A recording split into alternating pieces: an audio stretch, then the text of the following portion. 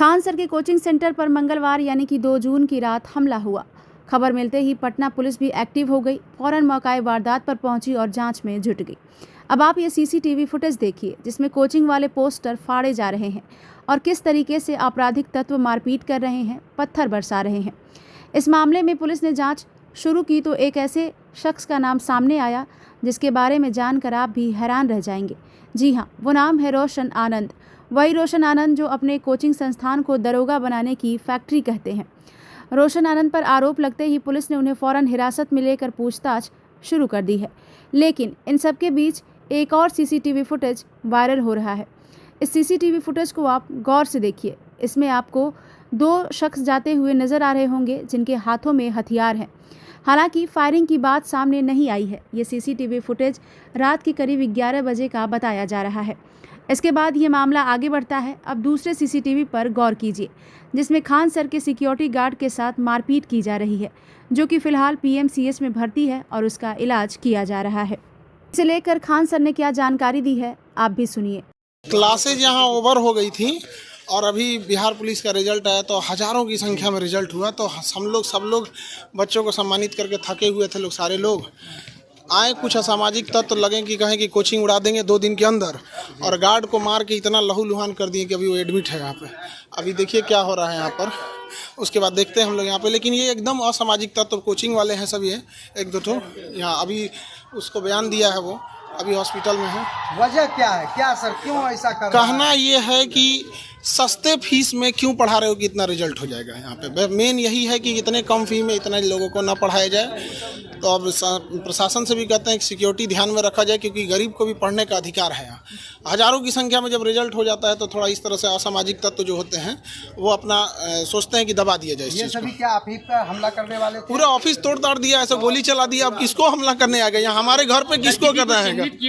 हाँ, CCTV camera footage को दे दिया गया है, चिन्हित कर लिया गया, गार्ड भी पहचान गया वहाँ पे, बगल की कोचिंग वाला ही है। सुरक्षा मिलना चाहिए, क्योंकि अब सुरक्षा मिलना चाहिए। अब ये प्रशासन का चीज़ है, अब देखिए देते हैं लोग कि नहीं देते हैं, लेकिन ये बड़ा दुखद घटना है। डर लग रहा है खान सर। अब आप ही गजब बात पूछते हैं, यहाँ गोली चल गया तो मजा आएगा किसी को? किसको गोली चलने पे मजा आता है? यहाँ पे चारों ओर से गोली चल रहा था, उस समय कहाँ थे आप लोग? आते तब पूछते कि आपको कैसा लग रहा है यहाँ पे। अब देंगे, यहाँ पे पुलिस तो आई है यहाँ पे, अब देखते हैं पुलिस का क्या इन्वेस्टिगेशन कौन हो सकता है इसके पीछे।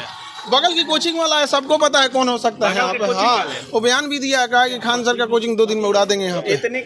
आपको बता दें, पुलिस ने इस मामले को लेकर जो जानकारी दी है उसके मुताबिक खानसर के कोचिंग पर फायरिंग की वारदात को अंजाम नहीं दिया गया था, लेकिन जिस तरीके से हमला हुआ है वो भी जानलेवा है। ऐसे में जीएस ग्लोबल स्टडीज़ ने पुलिस को सीसीटीवी फुटेज उपलब्ध कराया है।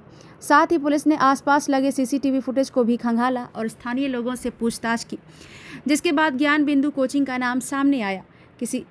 इसी संस्थान से जुड़े लोग खानसर की कोचिंग पर हमला करने के आरोपी हैं। फिलहाल सभी पहलुओं पर जांच की जा रही है। अब देखना यह है कि पुलिस की जांच कहां तक पहुंचती है।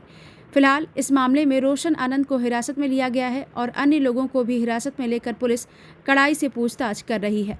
इधर मिथिलेश तिवारी, जो कि बिहार के शिक्षा मंत्री हैं, उन्होंने भी कहा है कि ये वर्चस्व की लड़ाई है जो इस तरीके से सामने नहीं आनी चाहिए कि मामला मारपीट तक पहुँच जाए।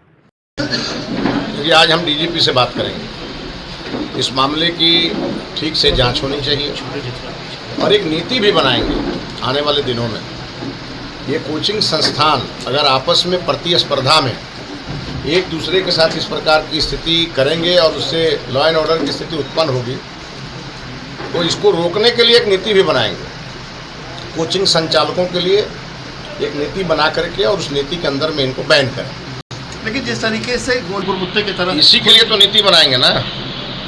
जब नीति बना देंगे, उस नीति का जो उल्लंघन करेगा उस पर कार्रवाई करेंगे।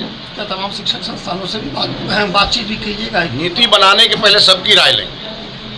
अभी जैसे हम लोगों ने शिक्षक ट्रांसफर प्रक्रिया शुरू किया है, उसके लिए भी हम नीति बना रहे हैं, ट्रांसफर नीति। उसमें भी 15 दिन से लोगों से राय लिए जाए। बिना राय के कोई काम नहीं करेंगे। जनमत का राय हमारे लिए सबसे इम्पोर्टेंट है और इसीलिए कोचिंग की भी नीति अगले 3 महीना के अंदर आएगी। छात्र जिस तरीके से कभी सड़कों पर चिन्हित हो चुके हैं, सब चिन्हित हो चुके हैं, हमारे निगाह में है और ऐसे सभी लोगों को राजनीति करने के लिए छोड़ेंगे नहीं। फिलहाल ये जो दूसरा सीसीटीवी वायरल हो रहा है जिसमें 2 शख्स हथियार लहराते हुए नजर आ रहे हैं, ये काफ़ी हैरान करने वाला है। अब पुलिस इस मामले की पड़ताल में पूरी तरीके से लगी हुई है। ब्यूरो रिपोर्ट, महुआ न्यूज़।